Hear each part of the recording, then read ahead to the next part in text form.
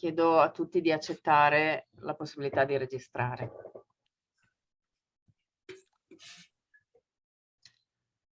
Buongiorno a tutti, io sono Anna Cordioli, vi do il benvenuto da parte del Centro Veneto di Psicoanalisi e vi porto i saluti dei nostri soci e del nostro presidente.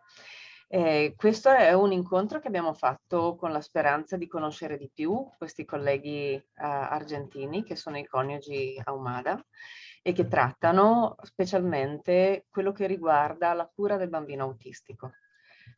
È stato per noi molto interessante incontrare un libro, di cui poi sicuramente oggi parliamo più diffusamente, che si chiama Contacting the Autistic Child, 5 casi ben risoluti di trattamento in bambini in età molto, molto piccola. A partire da un interesse della dottoressa Montagnini, che è una socia del Centro Veneto, membro della Società Psicoanalitica Italiana, è stato possibile creare questa bellissima iniziativa di incontro con i dottori Ahumada, ma anche grazie soprattutto a 2 stimatissimi colleghi della società spagnola che sono venuti in soccorso per quanto riguarda la traduzione. Ed in particolar modo voglio ringraziare e salutare il dottor Josip Esteve, che è membro, full member della società spagnola e ci sente e ci aiuta da Barcellona e a sua volta esperto di trattamento con bambini autistici e esperto della sezione bambini e adolescenti, e la dottoressa Elena Fieschi Viscardi, che è italiana, però è membro della società spagnola e anche ha una carica, se non sbaglio, è la responsabile scientifica della società spagnola. E dunque abbiamo 2, e anche lei è esperta, bambini, adolescenza, e anche all'interno della FEP ha molto lavorato, insomma. E per noi dunque abbiamo una bellissima rete di incontro oggi. Parleremo molto di ascolto ed è molto bello pensare che è un ascolto che tocca vari punti del globo e di aiuto reciproco tra tutti. I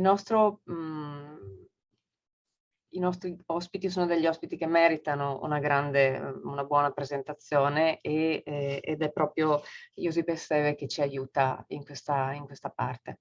Grazie e buon lavoro a tutti. Traduzco para vuestros invitados argentinos. Es una salutación de bienvenida por parte del Centro Veneto de Psicoanálisis y nace del deseo de conocer mejor el trabajo de los Ahumada, que trata del cuidado y de la cura de los niños autistas, y fue para el Centro Veneto de Psicoanálisis un descubrimiento encontrar el libro con el título Connecting the Autistic Child, que habla de 5 casos de cura del niño autista. Gracias al interés de la doctora Montagnini, que tuvo esa iniciativa, y bueno, también nos dan las gracias a nosotros de Barcelona para ayudar con la traducción.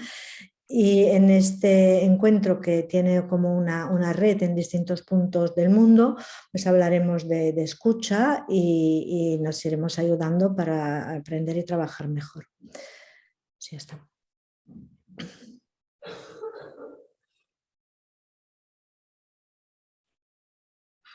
Prego, dottor Esteve.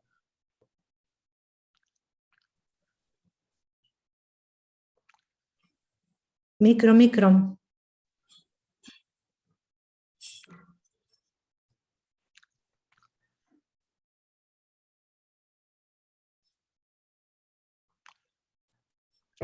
Non si sente, Esteve. Has de conectar el micro.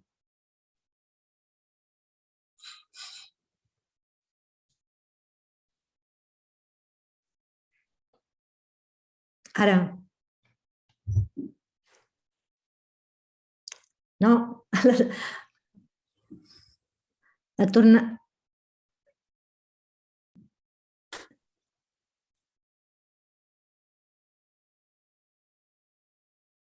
Pep, no sé què passa, no et sentim. Purtroppo può solo aprirlo lui. Pep, abaix de tot a l'esquerra, abaix de tot a l'esquerra, hi ha el micro, a veure si no et funciona, no sé què passa.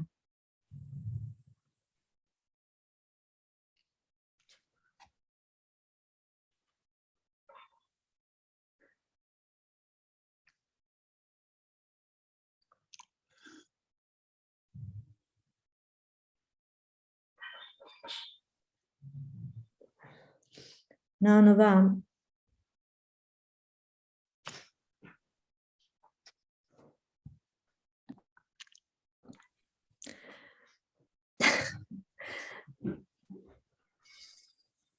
Abans sí que funcionava, no sé què ha passat. Lui ha anche la connessione lenta, per cui può darsi che si accorga tardi di questo.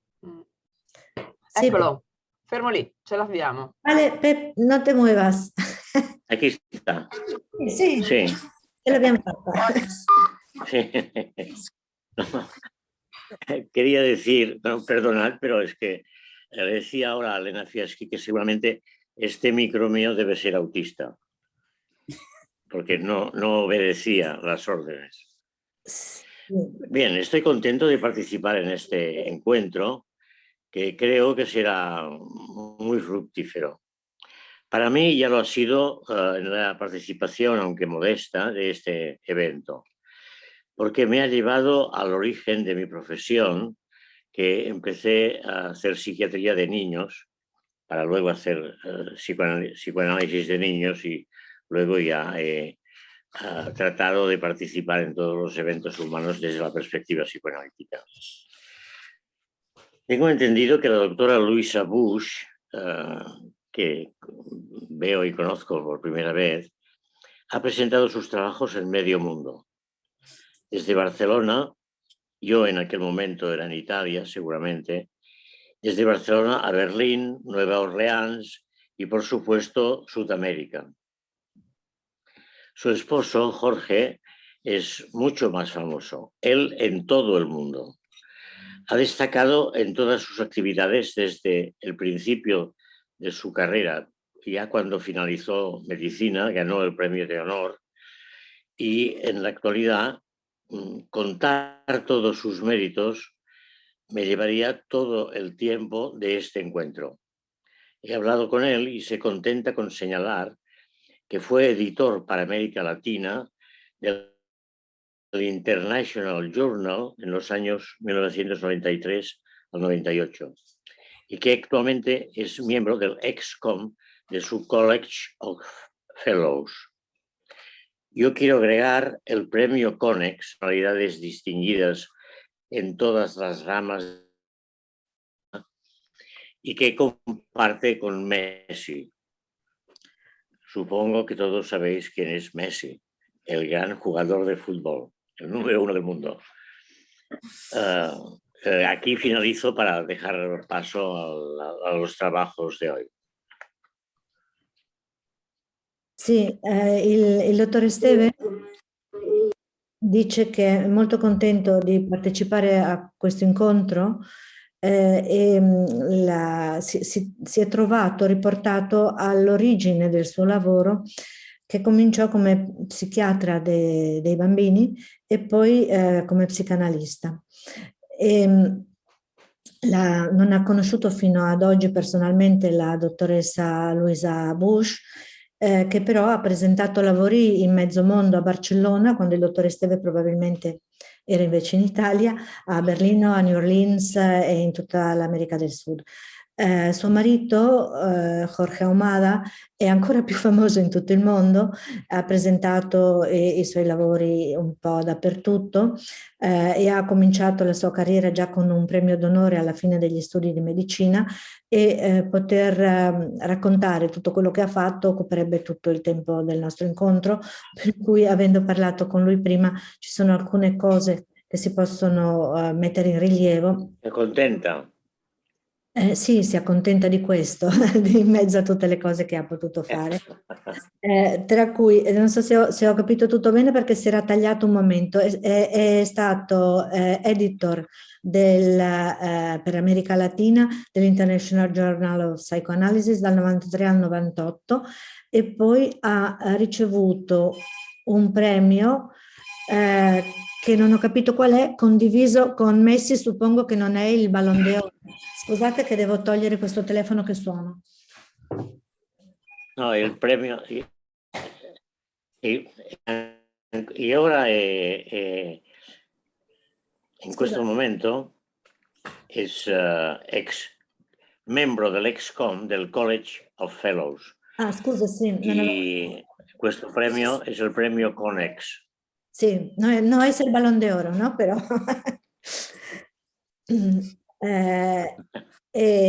con questo ci accontentiamo anche noi e diamo la parola agli ospiti a Ahumada.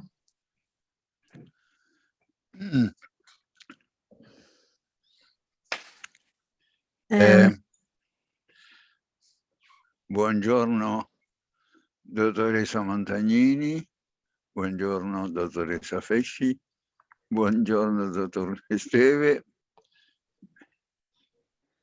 saluti a tutti i colleghi.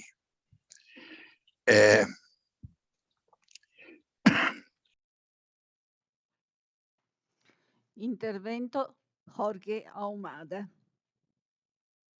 Ringraziando la dottoressa Marina Montagnini e il Centro Veneto Psicoanalitico per questa opportunità di dialogo, comincerò dando le dimensioni dell'argomento. Ci sono tra i 70 e gli 80 milioni di pazienti autistici nel mondo e l'incidenza cresce di anno in anno. Oggi si parla di epidemia di autismo e l'American Academy of Pediatrics richiede uno screening di routine per i sintomi autistici nei primi anni di vita. L'autismo infantile è oggi ovunque e gli psicoanalisti vi hanno prestato attenzione solo occasionalmente. Leo Kanner pubblicò nel 1943 la sua opera pionieristica, Disturbi autistici del contatto affettivo, affermando magistralmente che il bambino autistico sperimenta l'animato, compresi i suoi genitori, come inanimato. Il bambino non sorride né agita le braccia quando si avvicinano al lettino, né in seguito corre da loro quando tornano a casa. Ha descritto 13 casi, 4 dei quali non verbali, sottolineando che i bambini autistici preferiscono stare da soli facendo giochi ripetitivi. Hanno spesso una memoria fenomenale e resistono ferocemente a qualsiasi tentativo educativo, vissuto come un'intrusione. Non usano o accettano io o me e rispondono con l'ecolalia. Considerare la condizione come organica sotto forma di dislessia affettiva fin dall'inizio della vita ha escluso qualsiasi possibilità terapeutica. L'anno seguente a Vienna, Hans Asperger descrisse una variante attenuata con bambini che erano già verbali.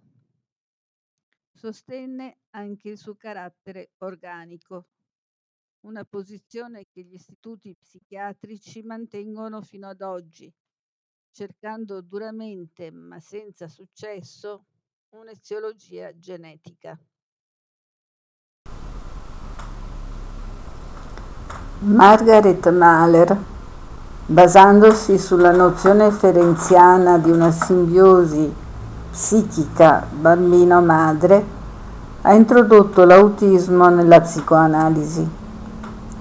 descrive come psicosi simbiotica infantile una fusione simbiotica delirante, onnipotente, come risultato della quale, quando i processi di differenziazione nel terzo o quarto anno di vita minacciano l'illusione di onnipotenza simbiotica, si verificano reazioni di panico con ritiro e diniego dell'oggetto primario, insieme a una devitalizzazione del sé. Sviluppò uno schema terapeutico tripartito, bambino, madre, terapeuta, che serviva come catalizzatore e intermediario, cercando di modificare la simbiosi parassitaria. I trattamenti erano lunghi e non era del tutto soddisfatta dei risultati. Bruno Bettelheim sosteneva di essere in grado di invertire la disconnessione autistica, specialmente nei pazienti verbali, in lunghi soggiorni a Chicago. In La fortezza vuota affermava che l'ansia principale del bambino autistico è l'ansia di essere se stesso. Toccò a Donald Meltzer organizzare un gruppo di ricerca alla Tavistock Clinic, il cui risultato fu il libro Esplorazioni sull'autismo. Lasciando da parte il lavoro dei suoi predecessori, Meltzer propose una comprensione kleiniana dell'autismo infantile, ma i suoi concetti, meccanismi ossessivi primitivi, smantellamento dei sensi e uni, bi, tri e tetradimensionalità, superavano di gran lunga il quadro concettuale kleiniano. Rimase fedele alla concezione kleiniana in termini di tecnica interpretativa, sostenendo l'interpretazione sistematica e senza remore del transfert fin dall'inizio, mantenendo il più possibile l'attenzione del bambino attraverso l'interpretazione continua dello stato transferale che precede l'entrata nell'autismo. Esplorazioni sull'autismo fornisce 4 casi clinici molto dettagliati, trattati da diversi terapeuti sotto la supervisione di Meltzer. Ma i casi non mostrano un percorso chiaro verso la risoluzione della disconnessione autistica e della sintomatologia aggregata. Nonostante la mancanza di risultati e nonostante l'onesta ammissione di Meltzer anni dopo che le prime interpretazioni sono inefficaci perché sono vissute non come comunicazioni ma come azioni, Exploring Autism ha dominato il pensiero psicoanalitico sull'autismo infantile per quasi mezzo secolo. La sua influenza ha credo frenato i progressi nel campo, altrimenti non è comprensibile che materiali come quelli qui presentati non siano stati presentati prima. Passiamo ora a Francis Tastin, nel cui lavoro il nostro metodo e i nostri concetti sono ampiamente radicati. Tastin si è formata al Tavistock come kleiniana e fu analizzata per molti anni da Wilfred Bion. Nel trattare il suo primo bambino autistico, John, fu sorpresa di scoprire che le intuizioni di Melania Klein non sembravano applicarsi alle prime fasi del lavoro con i bambini autistici, poiché le interpretazioni premature, essendo vissute come intrusioni, ostacolano il processo. Quando presentò il suo primo articolo, le idee di Winnicott furono portate alla sua attenzione. Basandosi sulla nozione di depressione psicotica di Winnicott, per Tastin l'autismo derivava dallo shock del contatto non modulato con la separazione corporea dalla madre, che spinge il bambino nella depressione primaria, che con l'evoluzione del trattamento ha dato origine all'immagine del buco nero. Concordando con Bettelheim, ella sostiene che anche se il bambino non ha il senso di sé, la più grande paura è la perdita del suo senso di esistere. Nei termini di Winnicott, la perdita del suo continuare ad esistere, che porta ad una copertura protettiva di sensazioni autosensuali, prevalentemente tattili, sperimentate come io, per tenere a distanza il temuto non io. I bambini autistici a conchiglia sviluppano un'autosufficienza patologica basata sulla paura, anche se questo non appare all'inizio del trattamento. Sono terrorizzati dal buco nero o dalla madre oscurata. Man mano che il trattamento procede, emergono le loro paure di essere oscurati. Sono in balia di forze interiori oscure non trasformate, la cui violenza onnipotente può trasformarli in piccoli Hitler. Sia gli oggetti autistici duri a cui si aggrappano, sia le forme autistiche morbide, i vortici endogeni delle sensazioni, generano un isolamento confondente e mortale. Il bambino autistico, dice Tastin, cerca sensazioni più che oggetti in quanto tali. Si sente in continuità con il mondo esterno in uno stato di identità imitativa, una fusione imitativa nei termini di Eugenio Gaddini. Dietro l'apparente impermeabilità, le energie del bambino sono concentrate sulla generazione di una copertura protettiva di sensazioni me, per espellere il minaccioso non me. La finestra di opportunità in cui i bambini sono indirizzabili terapeuticamente si estende sia per Tastin che per Meltzer fino a 7-8 anni di età. Pensiamo che per i casi più gravi come Lila probabilmente non va oltre i 3 o forse i 4 anni di età. Tastin, per la quale la qualità dell'attenzione dell'analista è lo strumento terapeutico centrale, nota che non è stata in grado di aiutare i bambini autistici che ha trattato nel setting della Tavistock Clinic, essendo in grado di farlo solo quando si è trasferita nel suo studio, dove si è sentita più a casa. Tutti i nostri casi sono stati trattati in uno studio privato.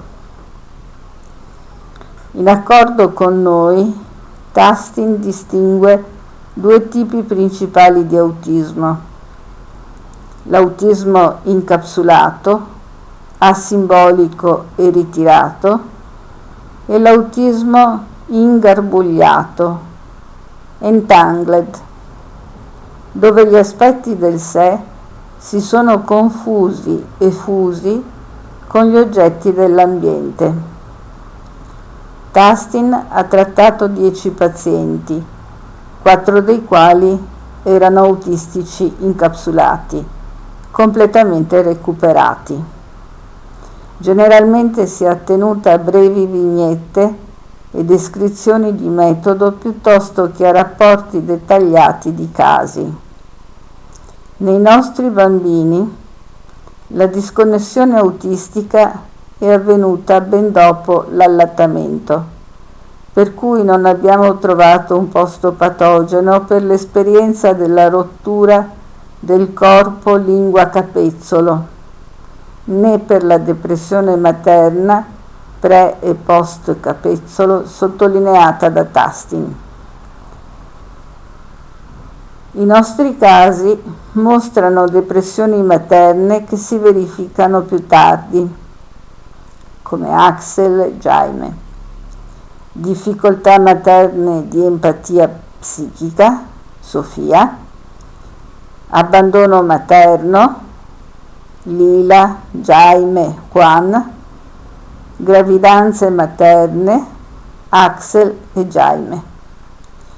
In 2 bambini, Lila e Juan, e in un 6º caso dopo il libro, l'immersione nei media visivi ha giocato un ruolo centrale nell'innescare la disconnessione affettiva.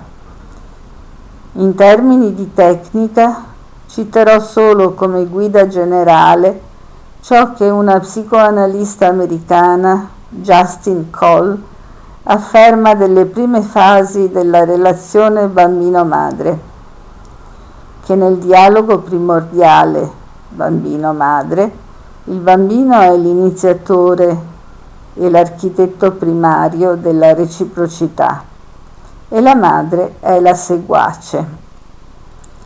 Questo riassume, per come la vedo io, la posizione dell'analista di fronte a qualsiasi segno di spontaneità nei bambini autistici incapsulati.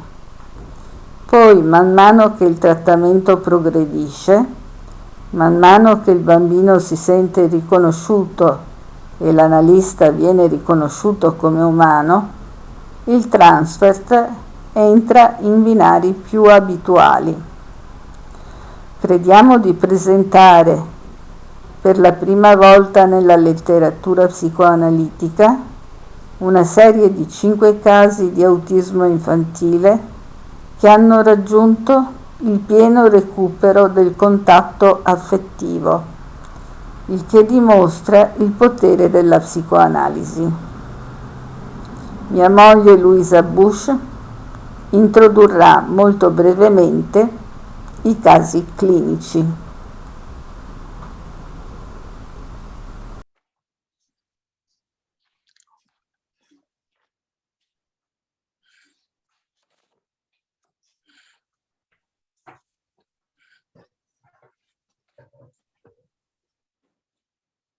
Vuole intervenire la dottoressa Luisa Bush de Ahumada?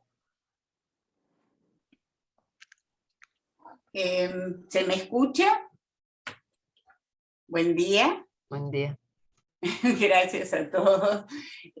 Bueno, voy a hacer una brevísima síntesis de los casos clínicos porque son demasiado largos.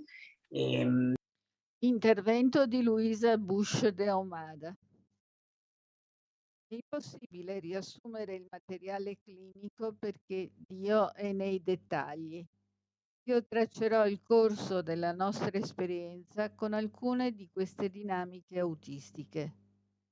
Il primo paziente, Jaime, ha iniziato il trattamento all'età di 5 anni e 10 mesi, portato da suo padre che temeva che i suoi sintomi di travestitismo evolvessero in omosessualità. Sua madre era solo preoccupata per la violenza dei suoi capricci occasionali. Era devitalizzato nella sua vita quotidiana.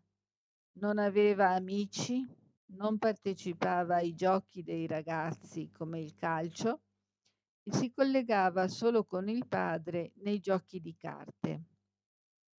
All'ora del gioco all'asilo si stendeva sul pavimento in un angolo succhiandosi il pollice. Dalla prima infanzia entrava in contatto affettivo solo nei giochi con le sue sorelle, vestito con abiti femminili e con una maglietta in testa come i capelli di una donna, che in estasi scuoteva ritmicamente. Nel corso del trattamento, 2 volte alla settimana per motivi economici, divenne sempre più evidente che il travestitismo era restitutivo di uno stato autistico, come risultato di traumi che si verificarono nella seconda metà del suo primo anno. Una perdita della gravidanza della madre, depressione intensa e poi assenza della madre per 3 mesi. È impossibile dettagliare questo affascinante trattamento che il bambino organizzava in tappe, dove a partire dal 3° anno recitava delle personificazioni femminili quasi deliranti, dove lui era la signorina maestra che dava ordini rigidi all'allievo, l'analista. Questo si alternava a fasi di maggiore collaborazione e di graduale assunzione di un ruolo maschile nei giochi di calcio con l'analista e verso la fine del trattamento, durato 5 anni, in franchi atteggiamenti erotici. Il trattamento fu un successo completo, affettivamente, socialmente ed eroticamente, che continuò anni dopo, come abbiamo appreso da sua madre quando era adolescente. La nostra seconda paziente, Sofia, una bambina attraente, era considerata dai suoi genitori con affettuosa accettazione come geneticamente stupida. Nelle interviste la madre ha riferito che da piccola non le parlava o cantava perché tanto i bambini non capiscono. Il suo linguaggio era molto limitato, 20 o 25 parole, che solo loro e il fratello maggiore capivano. Non aveva iniziativa propria e non poteva scegliere tra 2 alternative rispondendo "non so" alla maniera di un cliché. A 3 anni e 10 mesi non riusciva a risolvere problemi pensati per bambini di 18 mesi. Suo fratello maggiore, Pablo, con il quale la madre diceva che si adorano e non litigano mai, era il suo traduttore e rappresentante davanti ai suoi genitori e al mondo, cioè il suo partner mimetico. Nelle sue sedute Sofia era assente, non registrava l'ambiente circostante. A volte si appendeva con lo sguardo, aspettando che io prendessi iniziative. Quando non lo facevo, il suo sguardo diventava velato e assumeva un aspetto devitalizzato. Il gioco era povero e stereotipato, non assegnava nomi o ruoli, non c'era un copione o un processo. Così metteva le bambole in modo arbitrario e le faceva fare la pipì a tutte in modo seriale. Nonostante una corretta abilità motoria, non era in grado di vestirle, cercando di mettere i pantaloni sulle braccia o mettendoli sulle gambe in modo sbagliato. Una disorganizzazione simile si è verificata nel disegno bambino, che ha ripetuto all'infinito nei primi mesi, durante i quali la sua dipendenza dal mio sguardo si è intensificata. Cominciò a giocare con i pupazzi. Prese uno che poteva essere un vecchio o una strega e se lo mise davanti agli occhi e gridando nella sua lingua nome mia, mia mira, guarda.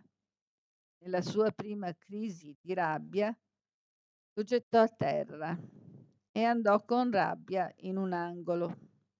Poi tornò e ripeté la scena, gridandogli di guardarla, e lo gettò con più forza.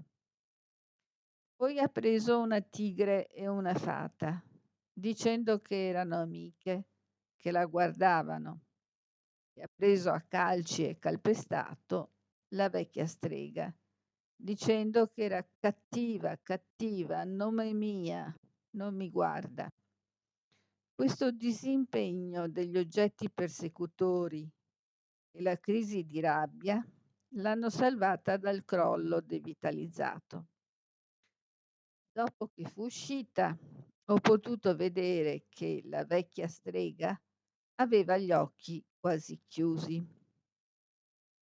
Durante i mesi seguenti, attraverso molteplici incidenti, impossibili da dettagliare in questa sede, e molti dei quali avvenuti durante la progressione dei disegni, si stava rendendo conto della demarcazione e discriminazione delle proprie azioni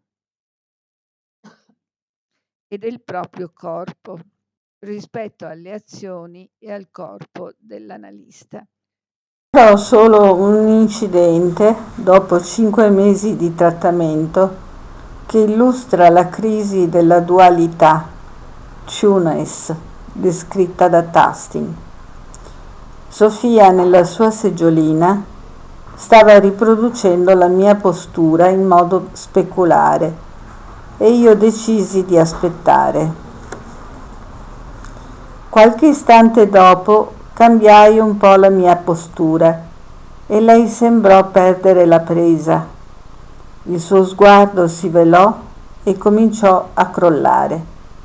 Guardò il pavimento e poi lentamente mi guardò di nuovo, ma con uno sguardo spento.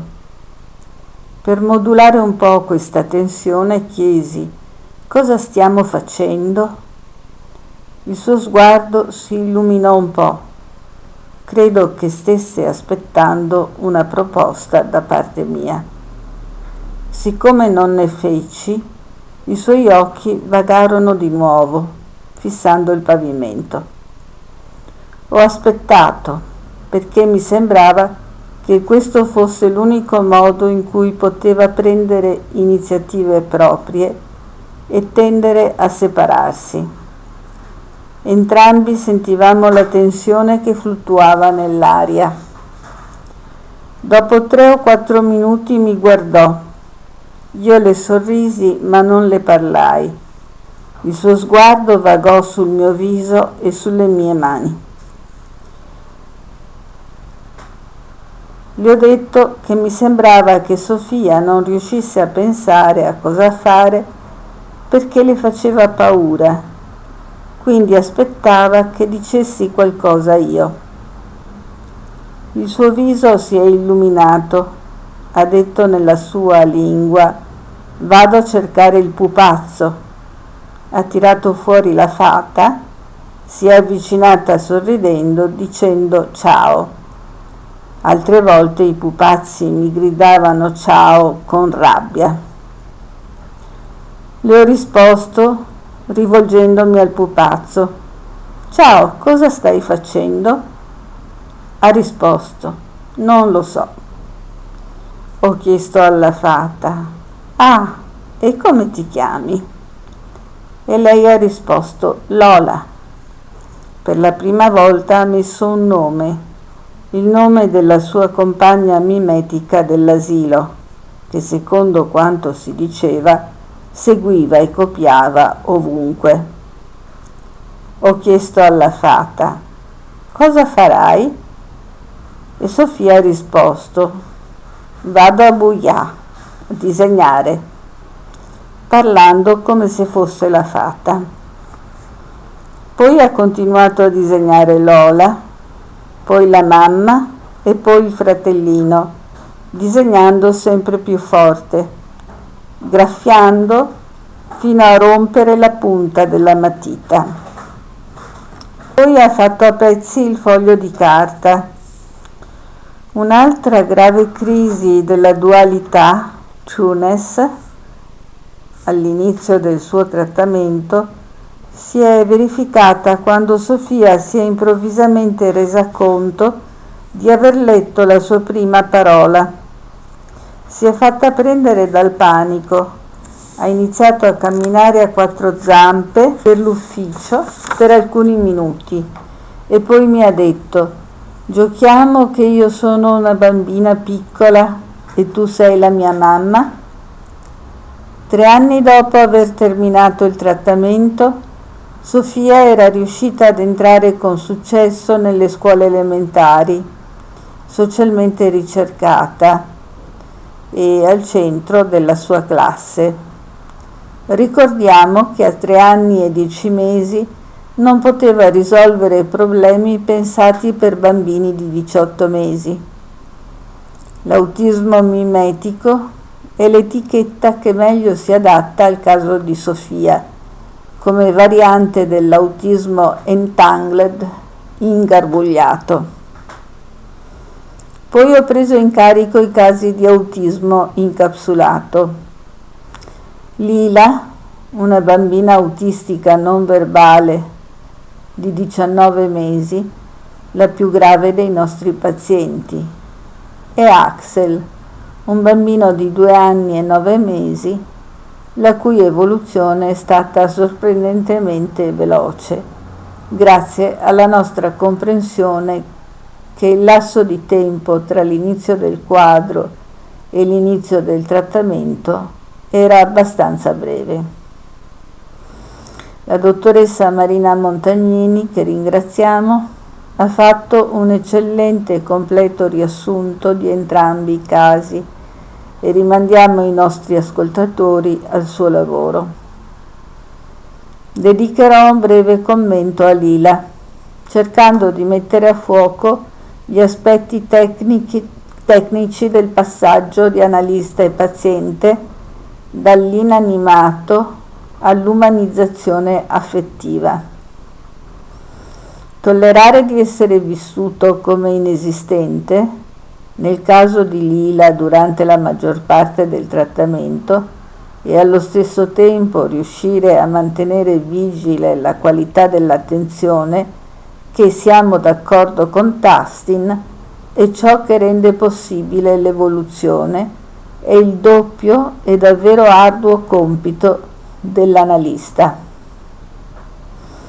La qualità dell'attenzione consisteva nel ricevere e rispecchiare i suoi brevi e minimi movimenti spontanei di contatto, dopo i quali veniva nuovamente trattata per lunghi periodi come inesistente.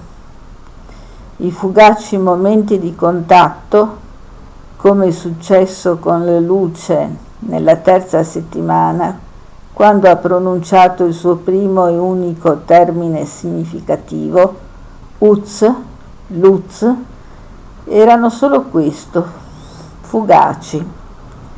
Poi per molto tempo la bambina ha vagato sulle punte dei piedi a caso, calpestando i giocattoli, gridando i suoi infiniti mentre io tornavo ad essere inesistente e terminavo la seduta completamente esausta. Dopo le prime vacanze e dopo un episodio di lei che bagnava la bambola nel lavandino, un momento di contatto più sostenuto poté avvenire attraverso lo specchio del bagno, dove lei alternativamente guardava e toccava me e se stessa nello specchio. In questi momenti di contatto, che si estendevano molto gradualmente, lei doveva mantenere l'iniziativa e io l'accompagnavo. Poi si staccava nuovamente. Verso i 6 mesi di trattamento si muoveva meno. Poteva tenere dei momenti di silenzio e cominciò a giocare con i pupazzi, e a volte mi passava un pupazzo da tenere per lei. In questo periodo cominciò a disegnare con i pennarelli e i loro coperchi ed enunciò per la sua prima parola significativa, molti mesi dopo quella iniziale, uz, luz. Era a papa, cappello, per nominare i coperchi dei pennarelli. Verso l'anno di trattamento era interessata ai disegni dei libri. Le accennavo a ciò che le interessava senza cercare di sviluppare una narrazione che non significava nulla per lei.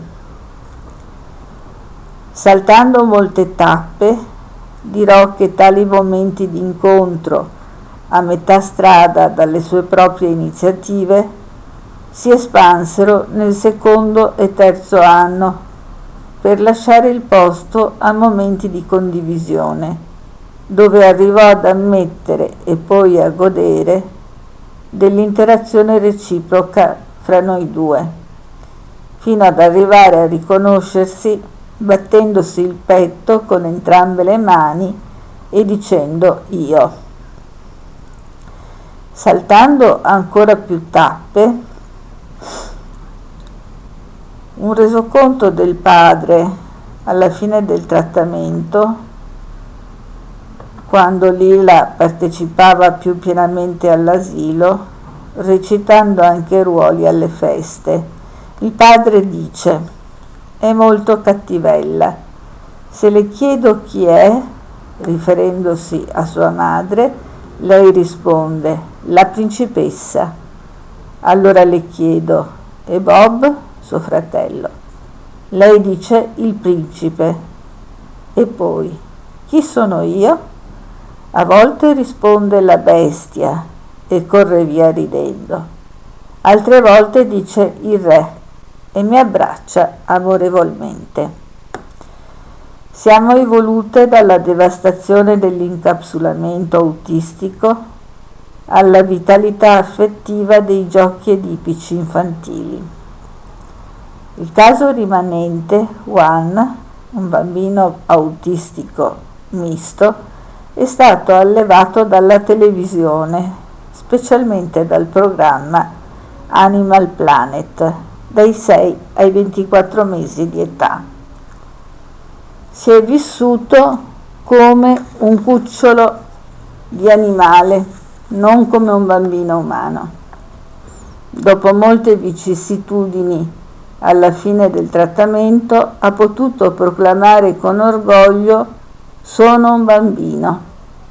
Ma questo bambino della mamma televisione, confuso con i media visivi, è stato forse il più difficile dei nostri casi. Bueno, esto es el resumen que pude hacer de los casos del libro. Grazie moltissimo e anche per la generosità dell'esposizione, molto, molto buono. Marina, vuoi fare un po' di domande? Innanzitutto soy contenta de estar con vosotros, doctor Jorge Ahumada y doctora Luisa Bush de Ahumada, finalmente. Ho un interesse particolare nei confronti dei colleghi Ahumada dal 2015, quando fu pubblicato nell'International Journal il loro articolo sul caso di Lila. Era questo: Contacting a 19-month-old mute autistic girl, a clinical narrative. Io mi innamorai di quell'articolo per il tocco delicato dello stile terapeutico descritto nel resoconto clinico. Vorrei chiedere se questo ascolto psicoanalitico così gentile è il primo accorgimento che consente la ripresa del dialogo primario. Inoltre si capisce che quel contatto così cauto è anche molto investito d'affetto e che il bimbo lo recepisce. Vorrei allora che i nostri ospiti ci parlassero un po' del transfert e del controtransfert, anche se appare sotto le righe del racconto molto dettagliato. Se questo è possibile. Grazie.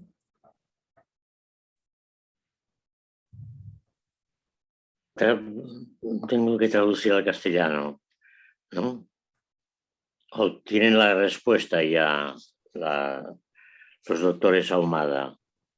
Porque esto que decías, Marina, me resonaba muy mal el sonido, pero he entendido que estabas interesada en que te hablasen de la ventana terapéutica y del método de labor que han usado con los niños autistas. Y sobre todo cómo se podría describir la ventana terapéutica y como el método básico usado con los niños autistas. Y por tanto, cómo se podía reprender el diálogo primario. Sì, non so se puedo completare un poco. Bien, ti ascoltavo male, sai Marina? C'è molto risuono nella tua voce, però una cosa más que decía era el papel de la escucha sensible y atenta como primer recurso terapéutico, y luego pedía que si era posible hablar un poco de cómo se desarrolla la transferencia y la controtransferencia. Però succede qualche cosa con il suono della tua voce, Marina, che si sente male. Mi spiace, non so come mai. Forse se quando fai le altre domande parli adagio, separando di più le parole, lo peschiamo meglio, mi dispiace. Okay. Volete che per caso ripeta più lentamente o è sufficiente questo? No, ma io Sí. credo No, che ahora sia... me parece que ya lo han, è sufficiente. los Ahumada ya han entendido la pregunta de la doctora Montagnini, ¿no? Creo que sí, que Pues adelante. bueno, de las 5 preguntas, yo diría que la primera, la tercera y la cuarta, dentro de nuestras posibilidades, ya han sido respondidas. Tomaré la segunda y la quinta pregunta. La pregunta, ¿en qué sentido puede considerarse este método psicoanalítico? Depende de qué quiera uno considerar psicoanalítico. A nuestro entender lo es plenamente si es que tomamos en cuenta las diferencias entre las neurosis y el autismo. Los psicoanalistas estamos acostumbrados a pensar en términos de las neurosis. Para entender el autismo tenemos que pensar de otra manera. En lo que tomamos como paradigma del autismo, que es el autismo encapsulado, puesto que el resto son como extensiones, pseudopodios más o menos mal hechos, que desde el autismo encapsulado se va haciendo hacia distintos aspectos de la realidad, un poco a la manera de las restituciones esquizofrénicas. Por ejemplo, en el paradigma del autismo encapsulado no se puede pretender la asociación libre, puesto que hay mutismo. La asociación libre del mutismo no puede existir.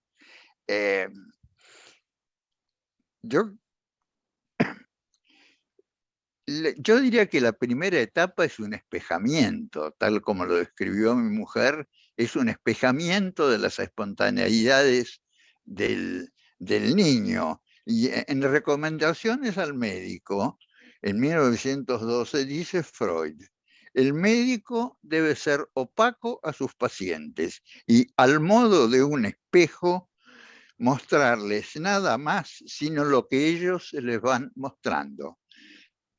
Yo diría que los tratamientos de los autistas encapsulados, hasta que se empiezan a conectar, siguen muy estrictamente esta recomendación de Freud.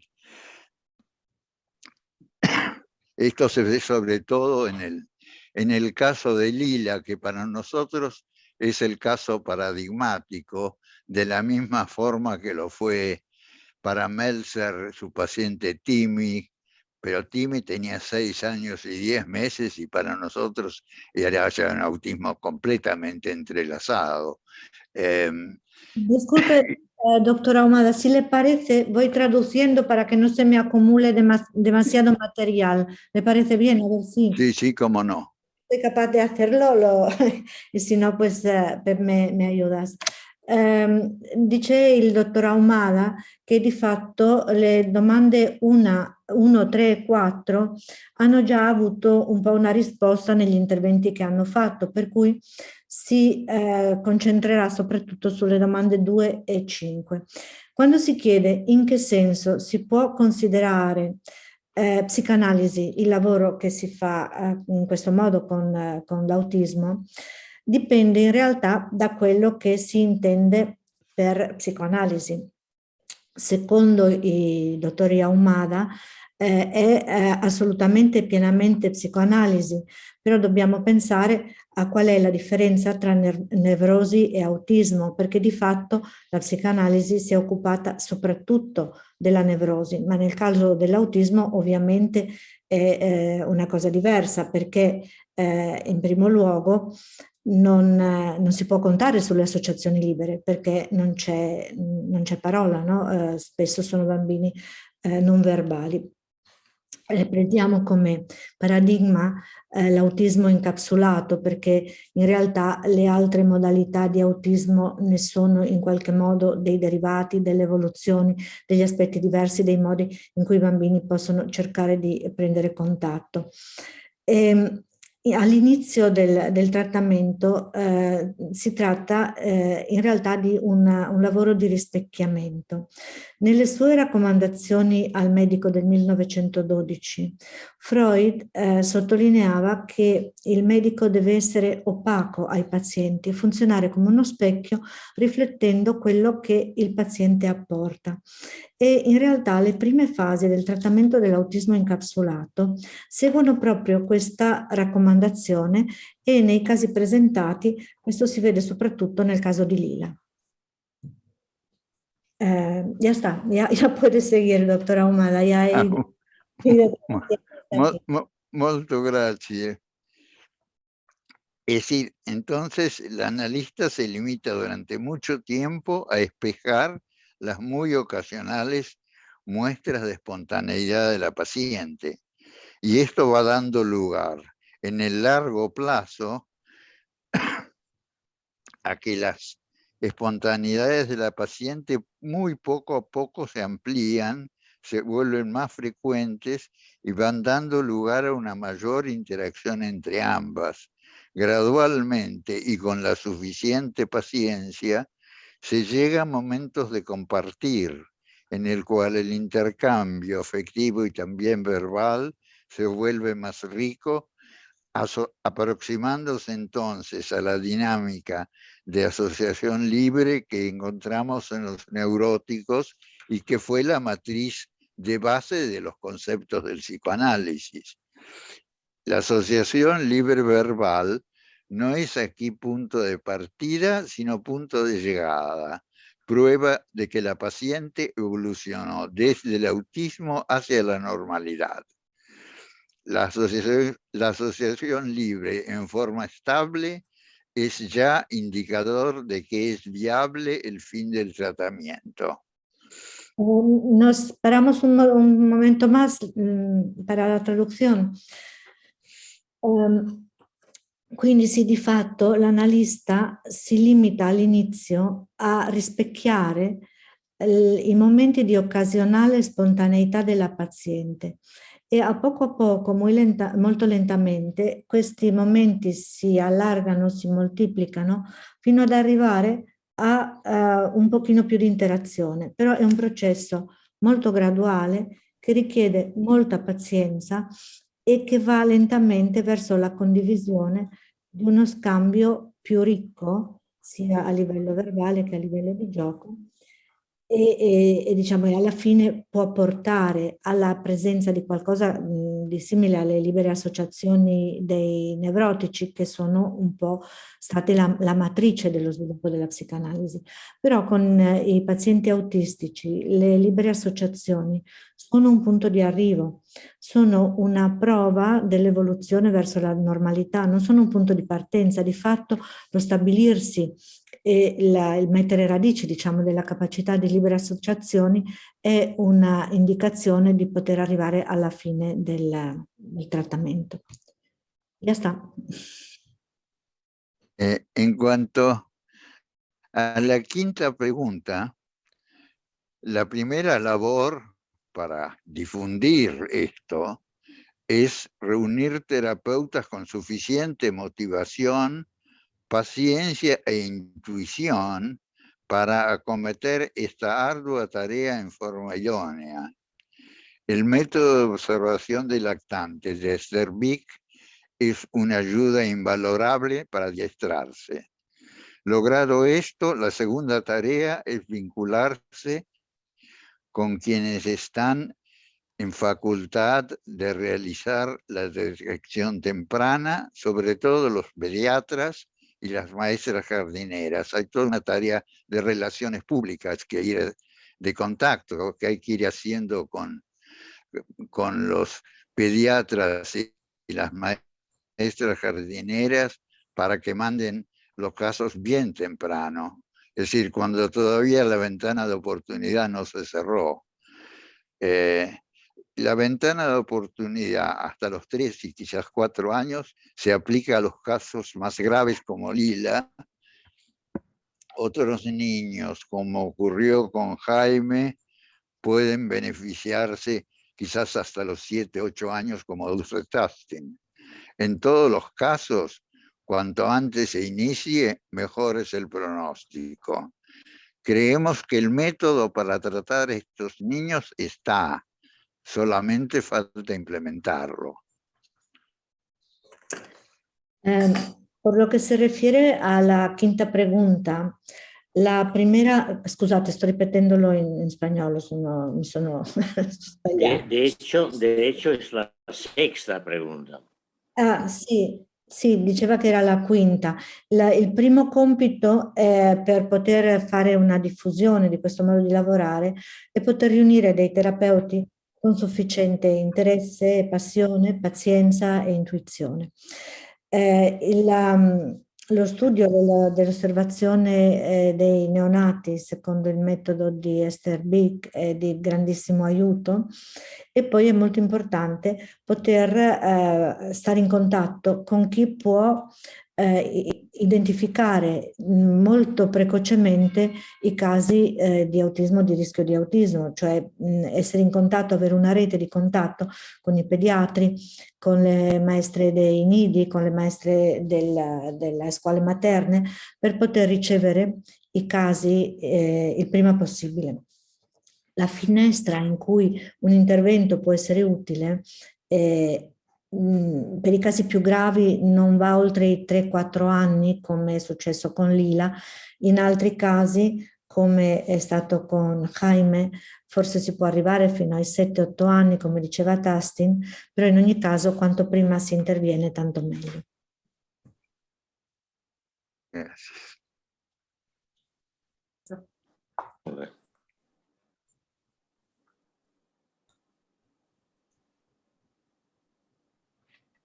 Marina, c'erano altre domande, a parte quelle a cui hanno anche già risposto, che avevi per loro?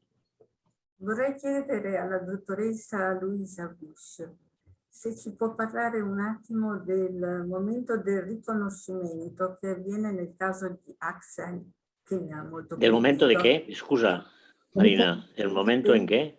Riconoscimento.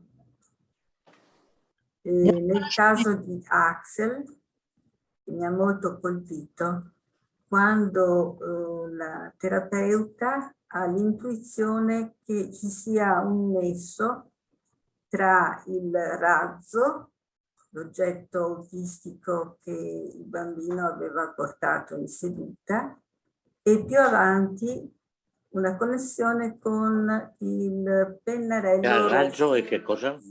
Come?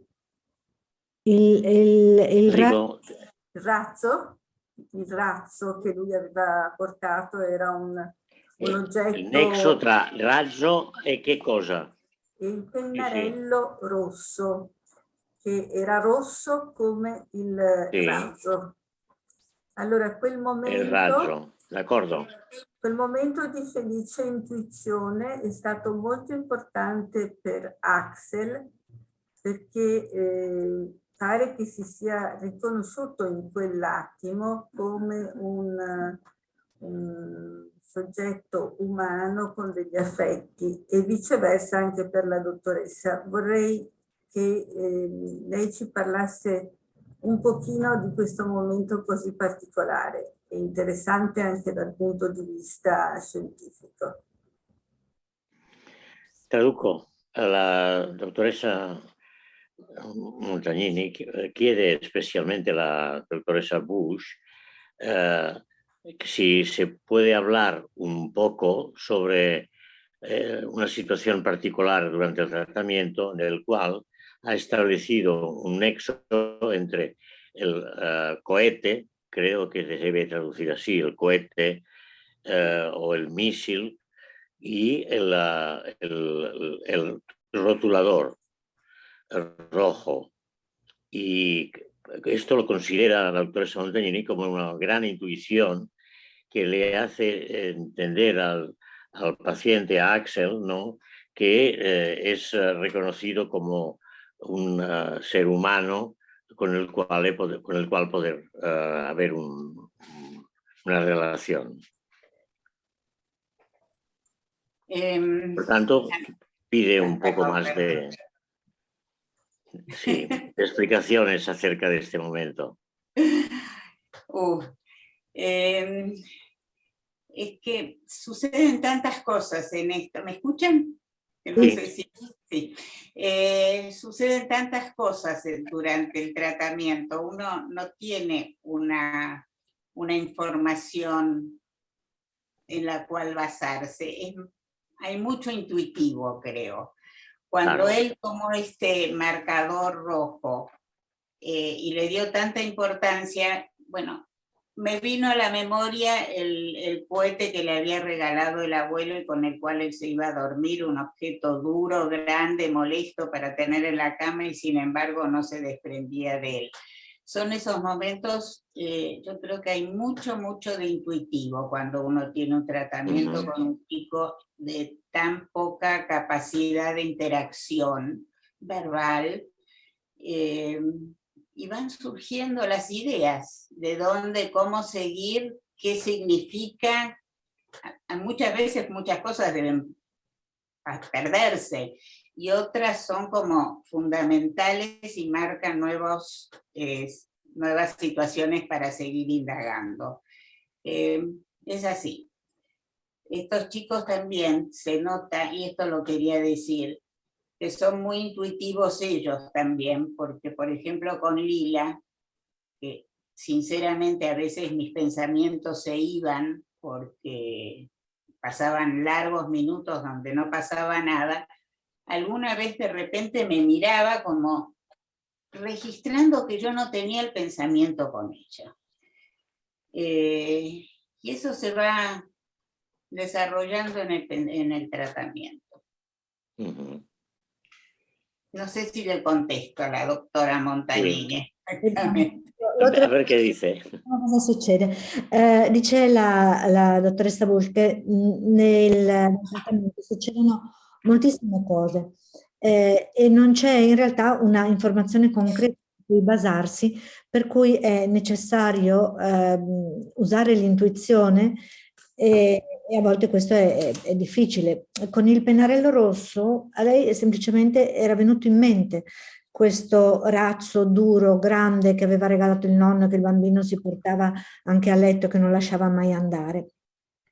Bisogna usare molto l'intuizione quando c'è pochissimo materiale verbale o quando non c'è. E allora sorgono delle idee, alcune delle quali magari non servono, però altre sì che risultano fondamentali per continuare questa ricerca nel lavoro terapeutico. Ma bisogna tenere presente che anche i bambini possono essere molto intuitivi. Per esempio, con Lila succedeva che il pensiero della dottoressa a volte se ne andasse in questi lunghi momenti di silenzio, che restasse lei senza pensiero. E allora si accorgeva che certe volte Lila la guardava e la guardava con uno sguardo che mostrava che lei aveva capito che il suo pensiero se n'era andato. Grazie. Lascerei parlare qualcuno dei partecipanti, poi semmai interverrò di nuovo se ci sarà il tempo e la possibilità con qualche altra domanda ancora. Josip Esteve che ha alzato la mano. Sí, porque tengo una idea respecto a este caso también, ¿no? Que está tomado de esta exposición que ha hecho la doctoressa Montagnini, ¿no? Y es que está relacionado en el momento en que Axel ha agotado el rotulador, ¿no? El marcador, y entonces lo destruye, ¿no? Lo rompe y lo tira. Y entonces la doctoressa Bush siente un momento de duda porque tiene otro marcador igual y se pregunta si se lo debe dar en aquel momento o esperar en otra ocasión, en otra sesión, ¿no? Y a mí me parecía también este momento muy importante de comprensión de la situación, que podríamos llamar como la expresión de la reverie que inconscientemente que hace el terapeuta en estos momentos de entender veramente a lo que sucede y ver, ¿no? Si tiene que sobreproteger y darle una gratificación o tiene que contener el deseo de satisfacción y para que pueda experimentar el paciente la pérdida y pueda esperar a la recuperación. Y creo que esta es una experiencia fundamental. Y esto me parece además que tiene que ver con el hecho de que sea psicoanálisis, porque me parece que el psicoanálisis es justamente la posibilidad de hacer nuevas experiencias reparadoras. Ti traduisco, Io lo dejo aquí. Ti traduisco io, Pep? Sì? Si sembra, si vols tradueixo jo. No, bene, sì, Endavant. Sembra al dottor Esteve che gli è venuta un'altra idea su questo caso di cui ha parlato nella sua esposizione la dottoressa Montagnini, in rapporto al momento in cui Axel ha finito il pennarello e che non scrive più. Allora si arrabbia, lo butta via, lo calpesta, lo vuole distruggere.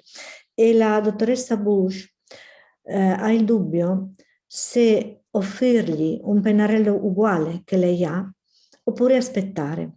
E questo è un momento di comprensione molto importante, secondo il dottore Esteve, che ha a che fare con la reverie della terapeuta.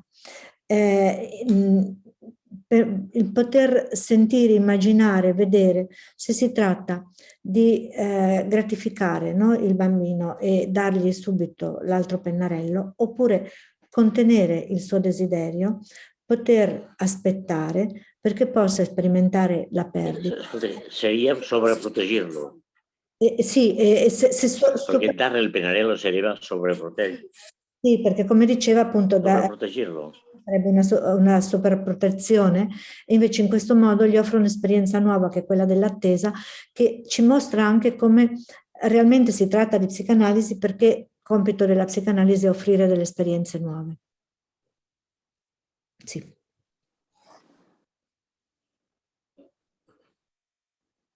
Posso ancora dire qualcosa che assomiglia un po' al discorso che sta facendo il dottor Esteve.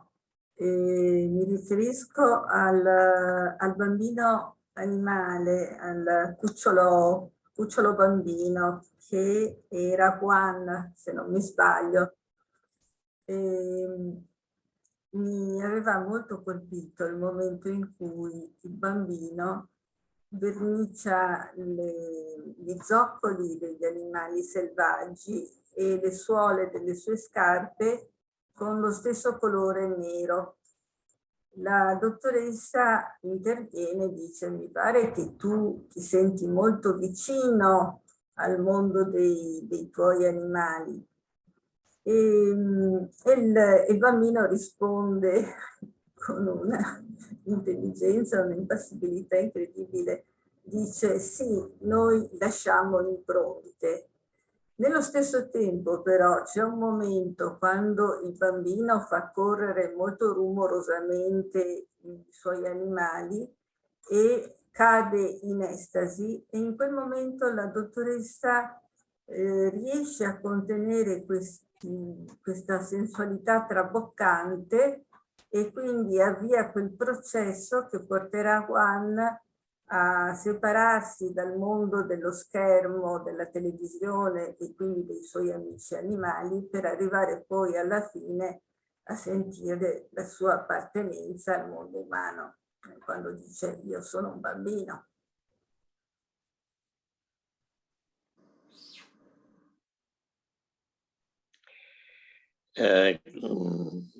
Mi sembrava che la dottoressa Montagnini vuole parlare di questo caso di questo ragazzo che è stato creato come l'animale e che in spagnolo. ha avuto... En español, por favor. Scusate. Sì, estaba tratando de traducir el caso de la pregunta de la doctoressa Montagnini acerca de este niño que estaba criado por los animales y que se había identificado con los animales y que ha llegado a este momento en el cual a través de esta comprensión y comunicación llevada a cabo por la doctoressa puede reconocerse como niño. Sí, especialmente el momento en que pintó las botas de los animales y las suelas de sus zapatos negro, sí, dejamos huellas. Que no dejaban huellas, sí. Que dejaban huellas y que en el momento que siguió a eso, cuando los hizo correr los animales y se puso como en un estado de éxtasis, decía que la doctora le pudo contener esa sensorialidad desbordante y pudo ayudar a Juan a separarse a poco de las pantallas y a ir creciendo su sensación de pertenecer al mundo humano. Y perdón, no termino de entender exactamente la pregunta.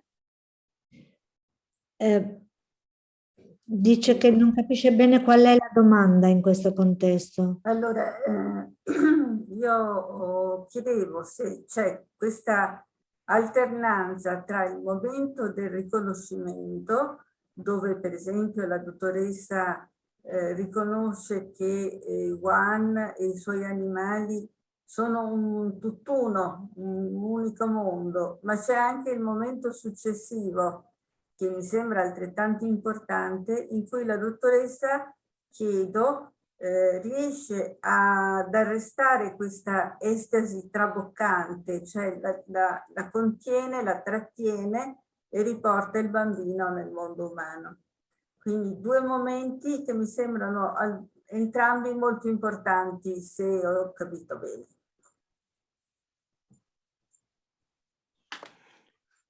Me parece que la doctoressa Montagnini quiere subrayar que estos momentos tan importantes en los cuales el chico estaba excitado con todos estos movimientos animales y que la doctoressa, y que usted podía contenerlo y ayudarlo con un movimiento, en un estado sucesivo, hacerle sentir pertenecía a otro mundo, a otro nivel, y que finalmente con toda esta interacción de contención y de distracción podía sentir que había llegado a compartir este mundo humano. Y que mete el acento. ¿Cómo será esta alternancia entre estos dos momentos, no? Sí, una alternancia entre un mundo y otro. Es que ustedes lo están tomando como un momento absolutamente central, pero estas situaciones se dan muchas a lo largo del tratamiento, y la respuesta es la que a uno le surge que puede ser adecuada. A veces tienen respuestas positivas, a veces no pasa nada. Juan fue uno de los casos más difíciles. Él realmente se sentía que estaba dentro de una pantalla y que era parte del mundo animal. Cuando de a poco fue pudiendo deslindarse de eso, se vio en situaciones diversas donde pude hacer alguna intervención para mostrarle la diferencia. Sì, si tratta di un momento centrale, questo che è stato descritto, però ci sono molti momenti nel corso della terapia in cui questo può succedere. La risposta è un po' quella che ti viene, quella che ti sorge, e a volte c'è un riscontro positivo e a volte no. Realmente Juan viveva dentro uno schermo ed era parte di questo mondo animale. E poter uscire di lì è una cosa che si è potuto mostrargli in qualche momento con qualche intervento che gli faceva vedere la sua connessione con il mondo umano. En ese sentido creo que es bien psicoanalítico, que uno no tiene ninguna predisposición y va tomando lo que va surgiendo. Muchas veces se pasarán cosas, a veces hay equivocaciones, por supuesto, y a veces, bueno, justo es el momento adecuado de decir determinada cosa, que el chico también está en el momento adecuado de recibirlo y de que le produce alguna diferencia. Son años y suceden muchas cosas. Uno toma después algunas muy puntuales porque hay que reducir tanto material, pero en ese sentido creo que es absolutamente psicoanalítico, en el sentido de que uno espera lo que va sucediendo, no le impone nada y intuitivamente va respondiendo, a veces con más aciertos y a veces con menos, de lo que va marcando paulatinas differenze. Sì, si tratta proprio di psicoanalisi, perché non c'è una cosa predeterminata, una predisposizione. Prendi quello che c'è e ci sono senz'altro cose che sfuggono, cose che non sono efficaci o cose che non servono, però a volte quello che si trova, quello che trovi dentro di te è nel momento adeguato anche perché il bambino lo possa ricevere. Sono molti anni di lavoro in cui succedono molte cose e bisogna per forza scegliere dei momenti per poterli descrivere, no? Però questo mostra quanto è psicoanalitico questo lavoro, perché ti limiti ad aspettare, non imponi niente, lavori e rispondi in modo intuitivo e in certi momenti questo lavoro ha un effetto positivo e permette di fare dei passi avanti. Grazie. C'è Camilla Pozzi che voleva fare una domanda, vedo, una collega di Venezia. Sì, allora intanto ringrazio i coniugi Umana per questo bel lavoro che mi ha dato anche un po' di speranza rispetto alla pazienti autistici che ho sempre pensato potesse essere invece molto, molto limitata. Mi sentite? Si sente. No, hai l'audio che va e che viene. Si sente come con interruzioni e si perdono le parole. Io ho sentito che parlava della speranza, che dava speranza a questo lavoro. Sì, credo. Adesso mi sentite meglio? No, uguale a prima. Mi sentite meglio? Provo a cambiare posizione.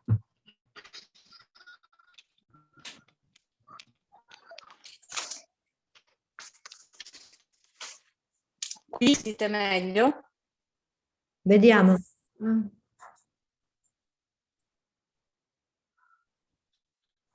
Peggio ancora, sai Camilla. Peggio ancora. Aspetta. Prova a Vediamo parlare. se... Prova a parlare, sì, forse senza audio. Prova a parlare molto lentamente, così tra un'interruzione e l'altra potremo ascoltare. Aspettate. Un attimo.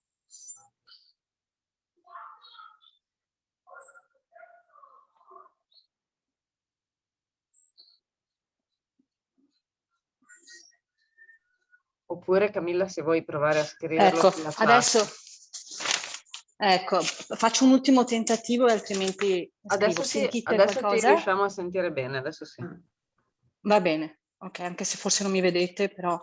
Allora, dicevo che questo lavoro mi ha dato molta speranza rispetto alla possibilità di trattare pazienti autistici che appunto pensavo fosse sempre considerato molto limitata. Volevo però capire, mi sembrava molto limitata anche perché in letteratura, come è stato citato in questo lavoro, dai lavori di Meltzer, della Tastin, dell'Alvarez, i casi di bambini autistici con esito positivo sono stati davvero limitati, se non inesistenti. Allora, quello che mi chiedevo è in che cosa il vostro metodo si distingue in maniera significativa da quello degli autori citati, al di là dell'aspetto di limitare le interpretazioni appunto percepite come qualcosa, come un elemento intrusivo, invasivo e controproducente. Che cosa produce una così sostanziale differenza nell'esito di questi casi trattati?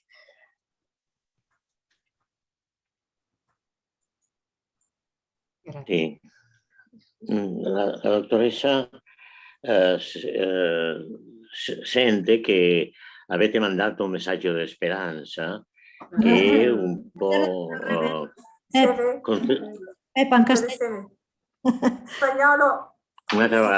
Oye, perdonad, sí, la doctoresa siente que habéis mandado un mensaje de esperanza con estos trabajos, a diferencia de lo que ha encontrado en la literatura con el Meltzer, la Tustin, la Álvarez, y que quiere, si se puede expresar, las diferencias fundamentales que hay entre este método y los otros que se han publicado.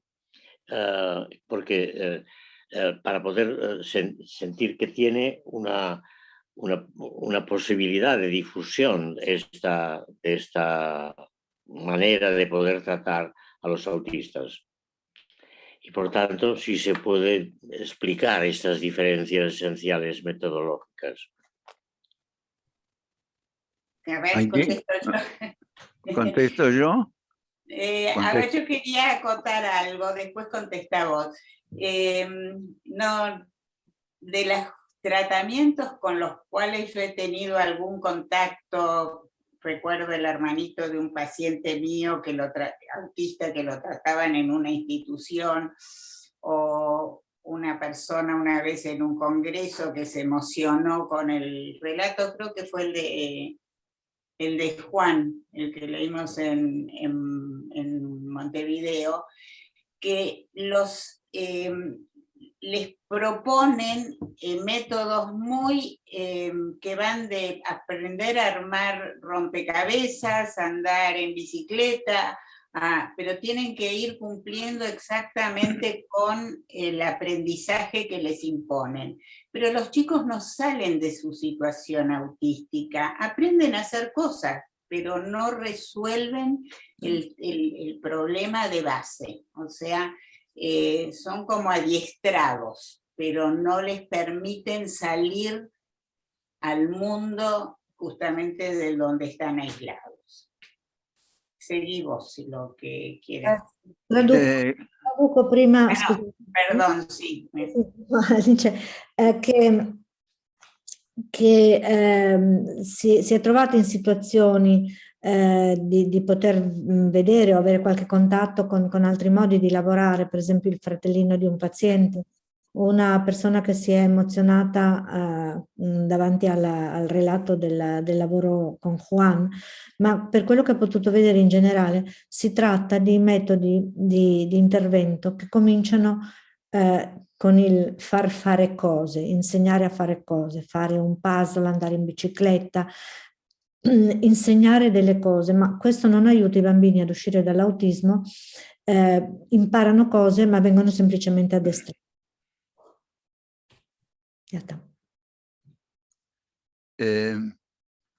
Respecto a las diferencias con el método de Meltzer, en el libro bueno, en el relato mío creo que las detallé bastante. Como ya había visto Kanner, cualquier intento de educación es vivido como irrupción. Lo primero es no irrumpir. Y eso creo que no está con esta claridad en ningún autor psicoanalítico. Yo creo, y Tastin sí creo que sigue esta línea, pero no la llega a explicitar suficientemente. Yo creo que coincidimos con Tastin más de lo que se nota, pero ella sí dice que sus 4 autistas encapsulados evolucionaron hacia la normalidad, con lo cual ahí también había esperanza, digamos, no es que nosotros seamos los únicos que traemos esperanza, digamos, creo que simplemente tratamos de explicitarla mejor, digamos. Tastin hizo muchos hallazgos, pero no hizo una explicitación larga y detallada de los tratamientos, y eso es lo que creo que estamos trayendo aquí. Sì, forse nell'intervento che ha fatto prima ha un po' parlato il dottor Ahumada della differenza e del modo di lavorare di Meltzer, ma soprattutto, come diceva Kanner, ogni intervento è vissuto da questi bambini come un'intrusione, quindi in qualche modo la prima cosa importante del metodo di dottor Ahumada è quello di non irrompere. In realtà anche Tastin segue un po' molto questo principio, no? E c'è maggior coincidenza di quanto sembra tra il lavoro dei dottori Ahumada e quello di Tastin. Di fatto i 4 bambini autistici incapsulati che lei ha descritto hanno avuto un'evoluzione verso la normalità e anche il suo è un messaggio di speranza, solo che Tastin non fa esplicito in modo chiaro il metodo di lavoro non intrusivo e la differenza è che loro lo dettagliano e lo fanno più esplicito perché ci sia una maggior comprensione, ma che in fondo c'è molta somiglianza con il lavoro di Frances Tastin. Vorrei fare una domanda, Giorgio Pozziani. Spero mi sentiate e temo sentirete in sottofondo i giochi della mia bimba. Mi auguro non ci disturbino troppo. Intanto grazie per l'occasione e anche per la possibilità di ritornare a pensare alcune cose e nel farlo, questo è un po' il quesito che mi si è venuto formando. Ecco, si è anche svegliato il piccolo che sta piangendo, quindi cerco di essere il più breve possibile perché devo andarlo a prendere e poi vi ascolterò e basta. Avete fatto riferimento al lavoro di Margaret Mahler, al modo con cui lei pensava essere l'esperienza del bimbo piccolo. Ricordo come Stern a un certo punto ha ritenuto di contestare pesantemente le formulazioni squisitamente teoriche di Mahler rispetto all'autismo normale e alla simbiosi normale. Non di meno, quello che mi sembrava importante riprendere di quel passaggio lì era l'interesse di tenere insieme l'esperienza madre-bambino anche e soprattutto nel trattamento. Allora, a fronte di quella che è la mia esperienza con bambini autistici e la fatica che c'è di arrivare ad andare oltre un certo livello del lavoro, cioè quando il bambino comincia a uscire da una certa fatica di contatto con l'ambiente, ho osservato in più di un'occasione e con molta sofferenza come fosse difficile proseguire il lavoro terapeutico e in più volte mi sono chiesto, anche confrontandomi con altri colleghi, quanto... Non si sente? Mi sentite Non ancora? ti sento. Sì, più o meno. Ora sì. Puoi ripetere quest'ultima parte? Mi sono chiesto, cerco di farla breve, quanto di questo abbia a che fare con la modalità con cui si coinvolge la madre nel lavoro terapeutico e se in questo anche il padre nel lavoro terapeutico, cioè che spazio dare nel contesto del lavoro a quella che è la parte della relazione con la genitorialità. Portate pazienza, ma sono stato abbandonato dalla babysitter, Anna sa di questo. E spero di essere stato abbastanza chiaro. Grazie. Grazie. Così abbiamo avuto anche i bambini, davvero. Sí, el doctor Pozzoli da las gracias por tener esta oportunidad de vivir todo este trayecto con respecto a los autistas y se refiere especialmente a la Margaret Mahler que subrayaba tener presente la experiencia de la relación madre-bambino en el tratamiento y que esto en su experiencia se llega a un punto en el cual los niños tienden a marcharse del tratamiento, que tienden a abandonar el tratamiento. Y le hace pensar también entonces cómo poder integrar, o si se trataría de integrar en la terapia, el papel del padre también. Creo haber entendido esto. Yo lo he entendido un poco distinto, ahora quizás se lo preguntamos a él. Yo creo que él decía como cuando llega un momento, cuando el niño empieza a salir del encapsulamiento y luego es más difícil seguir con el tratamiento. Exacto. Y entonces, ¿de qué forma se puede implicar la madre y también el padre? Come se in quel momento ci fosse Yo he entendido que salir del encapsulamiento era también salir del tratamiento. Como querer irse del tratamiento. Esto es lo que yo he entendido, se lo preguntaremos. Sì, cioè ci chiedevamo se quando tu dici quando il bambino comincia ad uscire, il dottore Esteve intendeva anche uscire nel senso di finire, abbandonare la terapia, o se parlavi del momento di uscire dall'incapsulamento per entrare in una seconda fase, no? Anche. Le considero congiunte, nel senso che nella mia esperienza, ma anche di altri colleghi, un lavoro che evolve favorevolmente, ma non è ancora completo, rischia di andare incontro a interruzione quando la mamma sente che il bambino sta uscendo dall'isolamento, dalle forme autistiche più marcate, di riappropriarsene, interrompendo il trattamento, magari cercando questo è vero, sì. cercando lavori più spostati sul pedagogico o sull'addestrativo. Oggigiorno, tra l'altro, sono molto disponibili, per cui si comincia con un lavoro di tipo analitico, il bambino esce fuori, penso anche ai riferimenti che facevate voi, tipo la bambina che scopre di poter parlare le sue prime parole, e lì è come se la mamma, e non so il papà che ruolo giochi, si riappropriasse del bambino e tornavo a pensare alla simbiosi psicotica della Mahler in quel senso, come se quando si comincia a uscire un po' fuori venissero Sì. Questo intendevo. Scusate. Sí. El doctor insiste en que justamente cuando la buena evolución del caso llega al niño a salir del encapsulamiento, entonces se produce una situación en la cual la madre, que ya siente que el niño está mejor, quiere abandonar, interrumpir el tratamiento y llevarlo a tener una actividad, diríamos, más de aprendizaje de las actividades propias de la edad y en resumen, él siente que de alguna manera es como que la madre se reapropia del niño en su relación psicótica previa, que repite, ¿no?, esta situación psicótica previa, no dejando que finalice el tratamiento. ¿Lo querés contestar vos, Jorge Luis, o la contesto yo? No, yo la contesto. Después terminás vos. Ese fue el motivo que llevó a Margaret Mahler a pasar de tratamientos individuales a estos tratamientos triádicos bebé, madre, terapeuta. Y en los casos nuestros no sucedió.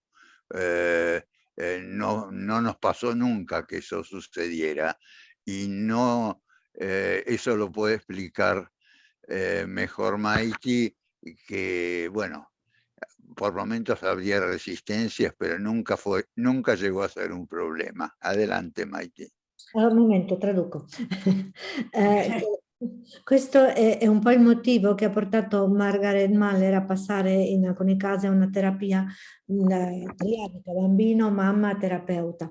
Però nei nostri casi questo non è successo, a volte ci sono state delle resistenze, ma questa non è mai stata una situazione che si è data nei nostri casi.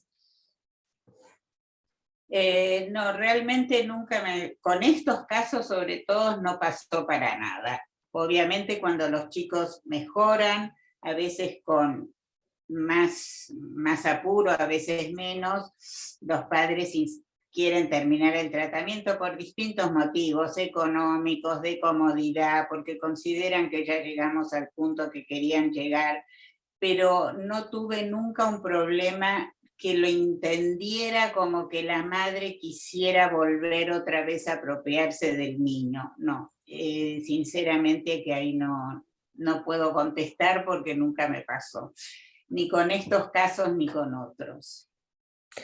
Y una vez les dice, no, es un poco prematuro, sigamos un poco más. A veces lo aceptan, a veces no, pero no lo veo como algo, con los míos por lo menos, como algo tan taxativo.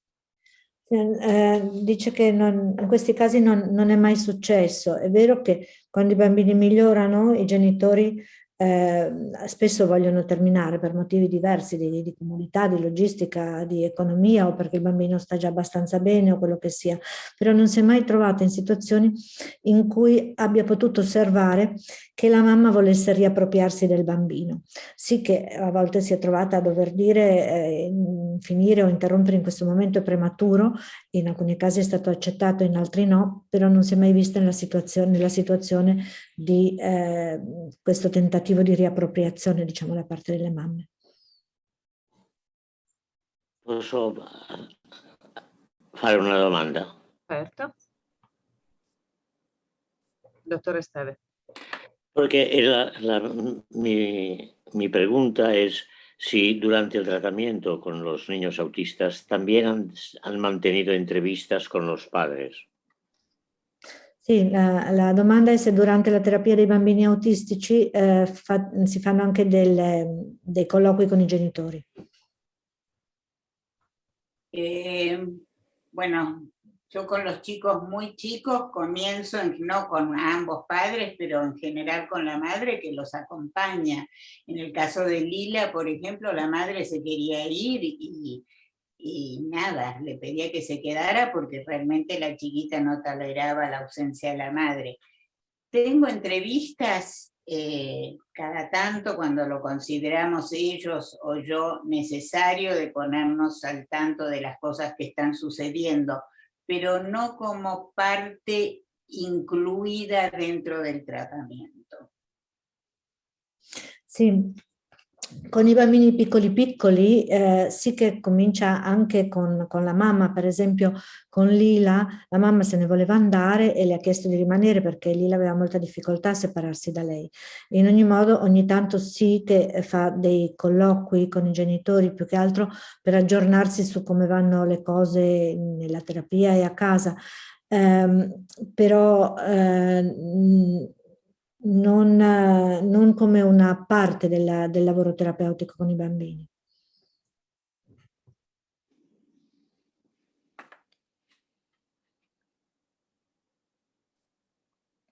C'è ancora qualcuno, qualche domanda? Anche la dottoressa Fieschi se vuole, perché sennò povera la sfruttiamo soltanto, ma anche lei ha sicuramente pensieri.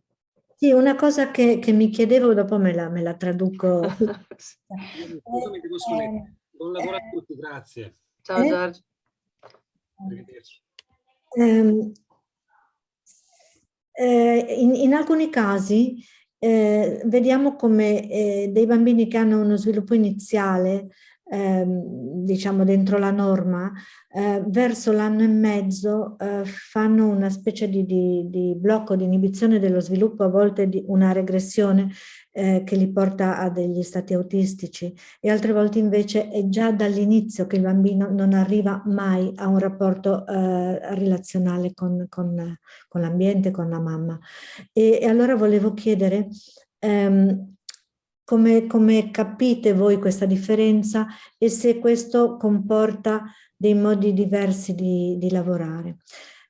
Pues traduzco, digo que se observan que a veces hay niños que hacia el año y medio más o menos llegan como a un bloqueo de su desarrollo o incluso a una regresión que les lleva a una situación autística, y a veces hay niños que no llegan a salir, que no llegan a abrirse al contacto humano realmente.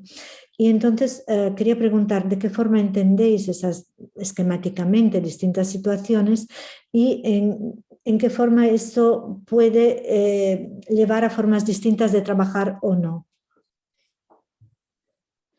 Al comienzo, perdón, esta es una pregunta dirigida a mí, pero al comienzo estabas hablando en italiano, o era todo... A ver, no, primero lo dije en italiano y luego lo he traducido, eso es lo mismo. A ver, ¿cómo evaluar si un tratamiento es posible o no? De lo que traen del niño que traen. Sí, yo preguntaba qué diferencia ven ustedes en un bebé que nunca ha salido, nunca ha llegado a relacionarse con lo humano. Sí, que hacia cierto punto pues llega hasta el año y medio, que dice palabra, que mira a los papis. Sí, después tiene un retroceso. Sí. ¿Cómo lo entienden y cómo influye en el tratamiento eso? Si de alguna forma representa algo importante. No, porque Lila yo creo que fue algo, por ejemplo, muy de los comienzos, que nunca pudo salir y sin embargo tuvo una buena evolución, y otros niños no. Creo que es algo absolutamente particular de cada niño, no tanto de la situación que se trae en ese momento. No sé, Jorge Luis, si vos lo podés ampliar un poco más esto, pero tanto si es una regresión a partir de algo traumático o si es inicial, no sé, cada caso es cada caso, totalmente independiente. No podría hacer una situación más de diferencia. ¿Qué dirías vos? Traduco questo. Dice che Lila, per esempio, è una bambina che di fatto non è mai riuscita a entrare nel rapporto, perché i suoi sintomi erano già dall'inizio, però altri bambini no, ma che non rappresenta questa una differenza. Di fatto ogni caso è autonomo e diverso dagli altri e non si può fare una generalizzazione, e comunque sia gli uni con gli altri possono essere suscettibili di una buona evoluzione. Abbiamo una domanda. Non sé si t'has quedat congelada per tothom. Jo o chi? Jo? Sí, nella pantalla, nella meva pantalla. Non sé. No, l'avete sentito bene perché d'accordo nella mio schermo ha quedato congelata l'immagine della Elena. No, qui si sentiva bene. Va bene, perfecto. Sí. No sé si el doctor Ahumada, decía la doctora Luisa, si quiere añadir algo. C'è la Valentina Morabito che ha alzato la mano. Però aspetta, perché la dottoressa Luisa Bush chiedeva se il dottor Orgay voleva aggiungere qualcosa, ed Elena ricordava questo. No, yo coincido con ella y no me parece que tenga nada que agregar. Coincido con lo que dijo. D'accordo, niente da aggiungere. Ok. Allora aveva chiesto di poter intervenire la dottoressa Valentina Morabito. Sì, buongiorno, anch'io anzitutto volevo ringraziare davvero per la ricchezza e l'importanza di questa mattina. Significa veramente molto per chi lavora in situazioni così difficili con bambini di questo tipo. Detto questo, uscendo forse un pochino dalla stanza di terapia, mi domandavo che tipo di dialogo ci sia in questo momento, se c'è un dialogo in questo momento tra quello che è il trattamento psicoanalitico e le varie teorie generiche comunque o di neurodiversità che ci sono, se appunto, ribadisco, se c'è un dialogo e quale tipo di dialogo ci sia.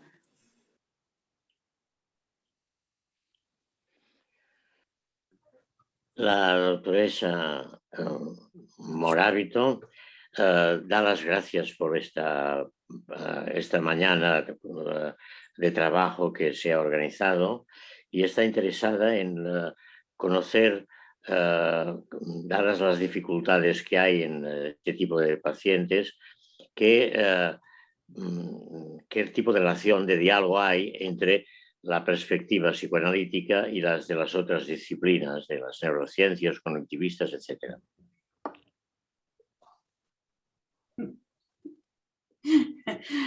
Realmente no sabría. Yo sigo con el método que tengo y que me funciona desde lo que yo puedo hacer, y sí, cada vez se escucha más de o si es genético, las neurociencias, a ver, creo que mi marido también tiene algo que opinar al respecto. Sì, dice che non saprebbe cosa dire, che lei ha trovato un metodo che funziona, con cui lavora bene e continua a lavorare come lei vede che è utile. E sì, è vero che ci sono tantissime informazioni e tanti altri modi di vedere le cose, ma così lei lavora fedele al suo modo di lavorare, ecco. Yo pienso que lo que ha hecho Maiti es absolutamente lo contrario de lo que hacen las neurociencias. Y que lo que las neurociencias hacen es absolutamente lo contrario de lo que ya dijo Kanner en el año 1943, de que los pacientes autistas se ponen en contra de cualquier intento educativo vivido como una intrusión. Entonces, lo que Maiti hace es evitar intruir, y lo que los cognitivistas hacen es intruir como método. Nada puede ser más diferente. Sí, en este sentido no hay diálogo. No, ni tiene por qué haberlo. Dice che di fatto quello che fa la dottoressa Bosch è il contrario di quello delle neuroscienze e dei cognitivisti, che a sua volta è il contrario di quello che diceva Kanner nel 1943, cioè che i pazienti autistici si oppongono all'intrusione, e il tipo di lavoro educativo e cognitivistico, per esempio, è un lavoro che si basa sull'intrusione, cioè di fatto dobbiamo dire che non c'è dialogo.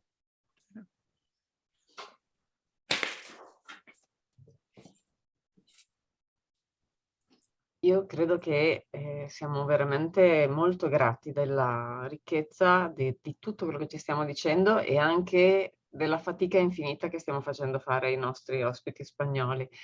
Marina, vuoi salutare, concludere, ringraziare tu? Beh, molto volentieri. Io ho atteso davvero con gioia questo incontro. Come ho detto fin da tanti anni fa, ho incontrato quell'articolo sull'ILA, sull'International Journal, e sono rimasta veramente affascinata non solo del metodo gentile e cauto, ma anche dal dettaglio dei resoconti clinici. No te sento, Marina. Non te sento. Provo a ripetere più piano. Sì, tu lo sentiva, Elena? Sì, io questo l'ho sentito, decía la dottora Montagnini. Quizá Elena te oye. Io ti oigo, mi sento un po' meglio, posso tradurre io questo pezzetto e poi vedere se posso continuare. Comunque volevo soltanto finire dicendo che sono molto molto contenta aver avuto la possibilità di partecipare a questo incontro. Come diceva Anna Cordioli all'inizio, è tanto bello pensare che da parti così lontane nel mondo ci sia stata la possibilità di ascoltarci e di comprenderci e di imparare. Quindi ringrazio veramente di cuore il dottor Jorge Ahumada e la dottoressa Luisa Bush, e spero che ci saranno anche in futuro altre occasioni di incontro. Ringrazio anche la dottoressa Elena Fieschi, che si è prodigata così generosamente, e così altrettanto il dottor Esteve. Dunque dice la doctora Montagnini que le ha representado una gran alegría ese encuentro de hoy y que se interesó en el trabajo de los doctores Ahumada ya hace muchos años con el artículo sobre Lila en el International Journal, y que quedó realmente fascinada no solo por el método, sino también por el detalle de los relatos clínicos. Y está muy contenta de haber podido participar hoy, y retoma las palabras de Anna Cordioli del comienzo, que es muy, muy bonito y muy entrañable poder encontrarnos desde lugares tan lejanos en el mundo, podernos escuchar y podernos entender. Da muchas gracias también a los intérpretes y sobre todo al doctor Ahumada y a la doctora Bush, y espera que haya otras ocasiones en el futuro para volver a repetir un encuentro como este. Bueno, nosotros también, o yo, mi marido hablará por él, también muchísimas gracias de esta invitación. Agradezco también muchísimo a los traductores que han trabajado espléndidamente bien, y a la doctora Montagnini por haber, bueno, organizado todo este complicado y largo encuentro. Muy, muy agradecida y muy agradable el intercambio. Molte grazie per l'invito, grazie agli interpreti, grazie alla dottoressa Montagnini che è riuscita ad organizzare questo incontro così complesso, così articolato, e che è stato così interessante. Buon pomeriggio a tutti allora, e buona continuazione, buon riposo soprattutto. Grazie a voi, grazie a tutti. Arrivederci, buon lavoro. Grazie a tutti, grazie a dottoressa Montagnini, grazie a dottoressa Fieschi, grazie al dottore Esteve e grazie a tutti i colleghi. Ha sido molto agradabile. Gracias. Adiós a todos. Muchas gracias. Doctora Ahumada, le mandaré el teléfono y el mail de doctora Droer.